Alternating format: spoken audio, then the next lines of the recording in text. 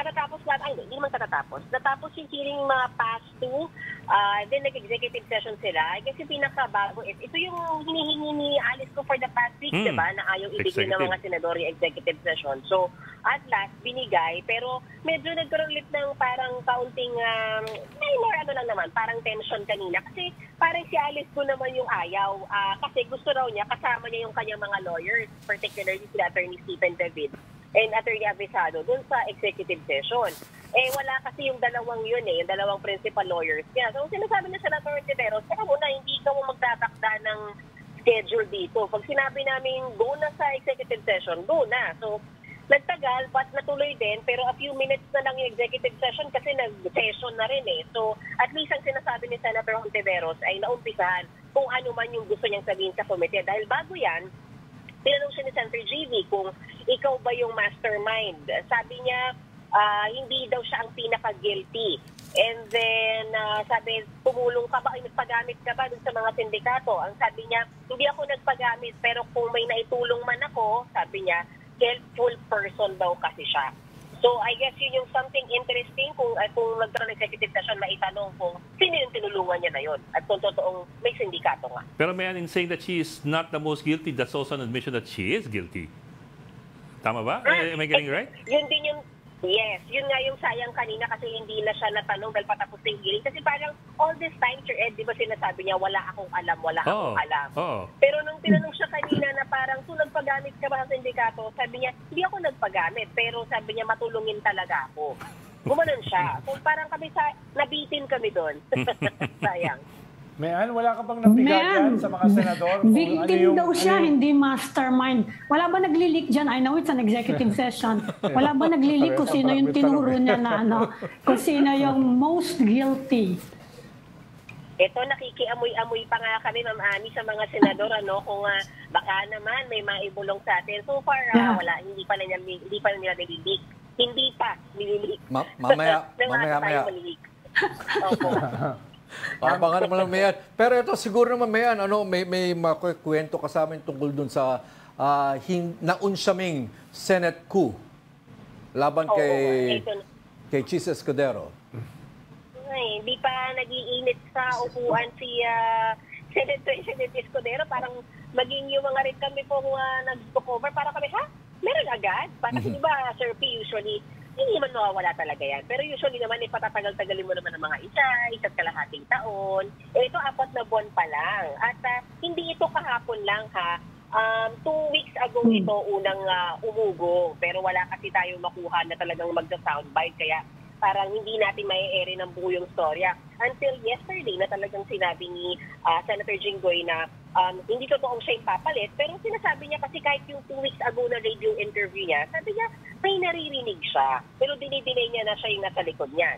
Pero ang mga lumutang na pangalan, sila Senator Loren Legarda daw yung pwedeng pumalit. Pero sabi ni Senator Loren, dahil siyang alam, nakafocus na siya sa trabaho niya. Lumutang din yung Senator Cynthia Villar. Sanabi din niya na wala siyang alam dito sa pula to. Pero may talagang mga lumulutang-lutang, may mga umuugong-ugong na ang akin lang dito, Sir P, walang malinaw na dahilan. Hindi kagaya ng kay Senate President Vic Subiri na may mga dahilan na sinasabi yung mga senador. Ito, walang malinaw na dahilan bakit papalitan. Pero may ugong lang na may numbers. May numbers meaning hindi necessarily 13 Iba-iba yung mga nagpo-pop up na numbers. Pero sabi, merong mga nagsisimula-simulang numero na hindi na gustong palitan siya. Okay. Ayan, may lumalabas ba na dahilan para dyan sa Senate coup? Yung mga pangalan kasi na lumalabas, halimbawa si Cynthia Villar, actually, simula pa lang ng term ni BBM ay lumabas na yung pangalan niya na gusto niya mag-Senate President. Pero parang walang mga supporters Yung kay Loren, nasa grupo ni Mig Subiri yan dati. No? Kaya hindi ako magugulat na susuportahan niya ng grupo na yon with new additions. No? Pero ang mas mahalaga kasi yung dahilan Doon mo ma-deduce kung sino yung mga pwedeng sumuporta, for or against. Kung ano yung dahilan para sa coup. Yes, sir. Kasi yun din po yung inaalam namin ko. Kasi parang kung magpapalit ka ng Senate President pero meron dahilan, meaning hindi happy. Bakit hindi happy? O, for example, yung kahit dating Senate President Vic Zubiri. Kasi mabagal. Ang bagal ng kilos ng Senate. Masyado daw malapit kay Pangulong Bongbong Marcos. Yun yung mga dahilan nun eh. Pero kay Senate President Escudero ngayon, walang ganun eh. May pangalan lang ng papalit, pero walang concrete na reason bakit niyo papalitan. Nakaka-install niyo lang naman 4 months ago. Has Senate President Cheese Escudero taken any controversial position on any issue of late, Mayan? Ang alam ko lang, itong Senate building na controversial. Siguro hindi naman yun ang dahilan, kaya papalitan siya. Medyo may konti silang O baka meron. May konti silang difference with some senators tungkol doon sa usapin ng budget ni BP Sara. Okay. What is the position of Senate President of the Senate? Halimbawa, sila Villar, sila Aimee, si Joel Villanueva, si Jinggoy, ay parang I-restore. restore, no? Right. Si Senate President ay irespeto yung House decision, no? So medyo yun so far yung medyo difference, no? At siyempre yung elephant in the room, impeachment. Okay. No? So drawing from those lines that you just mentioned, Ronald, it would seem that itong movement to replace the Senate President is coming or may come. or ito na lang, does not have any hidden lines leading to Malacanang. I'm not sure. Kasi mas di ba? Usually kasi kung merong ganyang klaseng coup, dotted man o straight lines. Hidden lines. Meron relasyon sa Malacanang. Pero if you're looking at the actors, the primary actors for this coup, and you're mentioning that it's over the VP's budget now, which this group wants to restore. Hindi ko sinasabing parang yun lang yung so far, yung naging controversial between the Senate President and some senators. Okay. It can also be impeachment. Okay. No? So Mayan, I'm sure there's a lot of So may kinalaman speculation. sa Duterte yan kung impeachment or budget. Okay. Yes. So Mayan, are we also hearing something along this line? May mga ganito ka rin ba naririnig? We've tried many times kahit mga off yung mga hindi talaga interview, i-ambushan.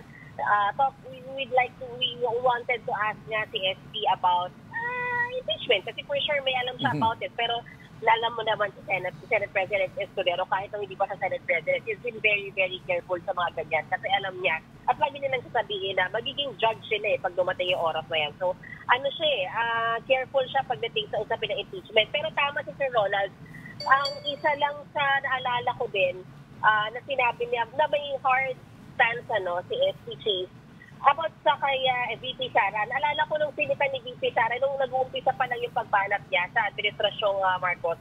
Kasi sinasabi niya yung mga kakulangan sa project, for example, mga flood control, walang sumagot sa senador, pero si Senate President Cheese Escudero, nagsabi siya na, teka muna, bago mo sitahin yung mga kakulangan ng project ngayon, nagsimula din naman yung mga projects na yan sa tatay mo. So kung kulang ngayon, malamang kulang din yung dati, sa dating administrasyon. May ganun siya. So far, yun ang naalala ko. Okay, so the Senate President is still squarely... Ago, ano yung raging issue? Sabi mo, nag-umpisa yan mga 2 weeks ago Ano ba yung malakas na ugunton na medyo controversial that might have involved Cheese Escudero 2 weeks ago?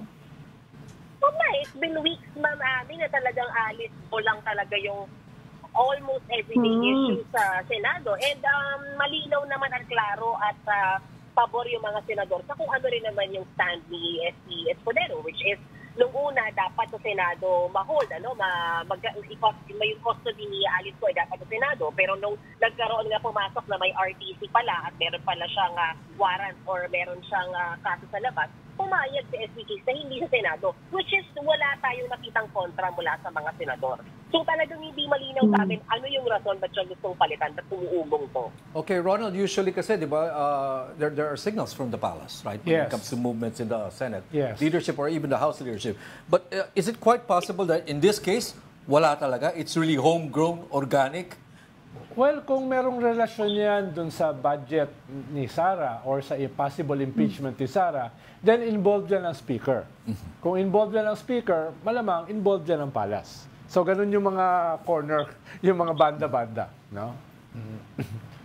Pero on a different note, nakita ko si former Magdalo Congressman Ace Asidilio, katabi ni Tony Yang, no? Ngayon kasi ay nasa kwan siya, counterintelligence ng NICA. Anong ginagawa niya dyan ngayon sa Senate, katabi ni Tony Yang? Hindi nga siya natanong, sir, eh. Nagtakain kami bakit nga pa nga nandun. Pero hindi siya natanong, batay mo dasong baka nga si Ashley. Ano to eh. Oo. Malaking issue nga kasi, di ba, Sir Ronald, no, Sir Ed, Sir PM, Ma'am Ami, itong sinabi na una ni PAGCOR Executive Raul Villanueva dun sa ex-PNP chief na di on the take kay Alice Go. So, talagang nagbabala ng ilang beses Senator Bato de la Rosa na parang pangalanan mo yan. Kanina nga pangalanan mo yan, mag-public apology ka. Pero ang nangyari kanina, nag-sorry na lang talaga si Villanueva at inamin niya, raw information, walang validation, hindi naman daw niya sinabi na talagang actionable yon from the very start. Sinabi naman daw niya na raw information. Pero ang sinasabi nila Senator Bato, ba't kasi sinabi mo? Raw information pala, bakit sa loob ng Senate hearing under oath ka pa sinabi mo? So, nag-sorry na lang si Villanueva dyan at sabi niya, nare-respeto daw niya yung mga dating PNP chiefs na alam naman daw niya na gusto mag-iwan syempre ng magandang legasiyan. So, very interesting kasi yung presence ni Ace, ni Ashley Acidillo dahil siya yung head ngayon ng counterintelligence ng ating primary spy agency. So ito bang usapin kay Tony Yang, meron ba yung national security issue? Meron ba silang ine-explore na possible lines niya with China? Yun yung specialization ngayon ni former Congressman Acidillo. Tsaka cyber warfare, I think. Yes, cyber warfare. Highly involved in cyber warfare. Yes, na ang focus nila is basically China. Yeah. No? So far, yung pagsalang kaya ni Tony Yang bagamat umabot ng dalawa o 3 oras na talagang straight, binibuild up pa lang yung kanyang role dito sa whole Pogo issue na ito. Kaya nga supposedly, dapat last hearing na ito ngayon ng issue ng illegal Pogo, pero nag-extend na naman, magkakaroon na naman ng 1 hanggang 2 hearings pa. Kasi nga ngayon lang may humarap na mga Chinese na direkta na may kinalaman sa Pogo. So ang sinasabi, ito daw mga Yang, hari-harian sa Cagayan de Oro at itong Tony Yang na ito na umupo at humarap sa pagdinig kanina, ang sinasabi nagpapatakbo ng mga businesses na yan. At ang sinasabi, isa dyan yung Sianja Steel Corporation na sinasabi ng PAOK na merong Pogo operation sa loob. So far, yun yung nabuo pa lang kanina na kwento tungkol kay Tony Yang. Bagamat hindi niya direktang sinagot yan, ang sabi lang niya, inamin niya may more than 100 Chinese nationals na empleyado yung pagawaan ng bakal na yan. Pero sabi niya, hindi Pogo, kundi nag-ooperate daw ng makina yung mga Chinese nationals na yun. Paano si Tony Yang is bigger? Si Senator Ontiveros yung photo, 2 photo nga, na ang kasama si Benjamin Acorda. Kasama si Tony Yang, kasama si Wesley Go. Anong balak ng Senate doon? Ipapatawag ba si General Acorda? Yes, Mami. Yes. Bago nagtapos yung hearing, sinabi ni Senator Risa na to be fair, kaya General Acorda ay ipapatawag siya next hearing para maipaliwanag niya itong mga... Kasi kanina parang di naman talaga solid ano bang gustong palabasin. Kundi may mga pictures with Tony Yang, may pictures with Mayor Calugay. Pero ano ibig sabihin? Ano ba siya ba yung PNP chief na tinutukoy? Sinabi ni Villanueva, hindi nga raw yun actionable yung information na yun . So, ang labnaw kanina ng storya. Pero nabanggit siya, si Acorda. Yan, balikan ko lang yung tanong ni Ronald kanina. Si Ashley kasi, katabing-katabi mismo ni Tony Yang. Any idea dun sa context ng kanyang presence? I suppose naman, hindi naman siya consultant ni Tony Yang. Kasi to me, what's interesting is sabi ni Ronald na siya nasa NICA ngayon. NICA, Intelligence, Counterintelligence, specifically Digital Intelligence, vis-a-vis China. No? Opo. Unfortunately kasi Sir Ed, hindi talaga natanong si Ashley Acidillo kanina, kaya hindi malinaw din sa amin ano ba talaga yung role niya. Kasi hindi pinatawag sa resource person, hindi dahil kay Tony Yang. Okay. Yung isa kasing context dito, potentially kasi si Tony Yang is much bigger than Alice Goo, Cassandra Ong, etc. put together. Paano yan ay brother ni Michael Yang na nalink sa Parmali, na biggest Pogo operator sa bansa, na link sa drugs, At ngayon ay nagtatago na labas ng bansa. At si Tony Yang ay nalink directly dun sa Bamban Pogo. So, itong si Tony Yang is much bigger than several Alice Goo. No? At itong si Michael Yang at si Tony Yang ay directly linked sa China. Marami ang mga meetings sa China with Communist Party leaders at the biggest companies in China. No? Yan yung role nila as economic advisor. Kaya yung potential ni Tony Yang ay napakalaki dito sa investigation na ito. At ganito na lang, may did you notice if Tony Yang was consulting Ashley Asadillo during the hearing? Kasi then we would know, di ba?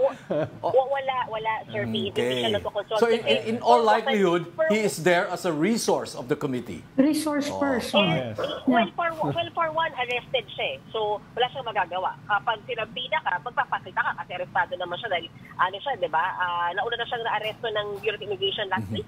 So, wala siyang magagawa. Pero, ang isang kinainasan ng mga senador dyan kasi 34 years na siya sa Pilipinas, hindi siya nagtatagalog, di umano. So kanina, kada sagot niya, kada tanong, ini-interpret sa kanya, at magdasagot siya, interpret ulit. So nagalit kasi na Senator Jinggoy at Senator Risa. Teka lang, Mayor, who was interpreting for him? I mean, I don't see anybody behind him. There's just one other guy beside him. So may kinuwang interpreter. Translator pala. Dino lang yung Asya. So, pamagdamo si Asya sa atin. May kinuwang interpreter talaga, Sir Caroline Bata, yung pangalan niya, na yun talaga yung naging role niya. Kasi nga hindi daw ito nagtatagalog. Pero nagalit sila Senator Risa kasi sabi nga ni Senator Risa, hindi ako buang para maniwala sa'yo na 34 years ka na, hindi ka nagbibisaya, hindi ka nagtatagalog. Kasi CDO ka naka-base, parang ganyan. Pero nanindigan siya, talagang in Chinese siya nagsasalita eh. I think si Ashley is a resource person kasi yung ina-explore ng Quad yung angulo na ginamit yung mga Pogo for espionage, di ba? Yes. Hindi lang siguro would have been interesting to hear from him, what he had to say. Hindi umabot sa kanya. Oo. Hindi umabot sa kanya kasi haba-haba niya, may mga interpretation pa yun eh. May translation pa kasi. Tayo na lang kumausap. Kaya lang napakatabi lang sila. Tayo na lang kumausap. Nagkakaunin na nagkatabi sila. Baka nagtatampo na sa atin yun, pinag-inalaan nyo. Oo. May pagkaalis ko rin itong istorya ni Tony Yang eh. Hindi siya Pilipino, sa China siya pinanganak, pero meron siyang birth certificate na Pinoy siya, na pinanganak siya sa Misamis. And he admits that he admits that he was not born here. Yes. Okay. Huli na eh. Sabi niya, Fujian, China siya pinanganak, pero meron siyang live birth date registration noong 2004. Kung saan nakalagay, sabi ko siya pinanganak. So, teki talaga. Big time to si Tony Yang. Older brother ito ni Michael Yang. Older yan. No? Okay, maraming salamat, News 5 correspondent Mayan Las Bañas.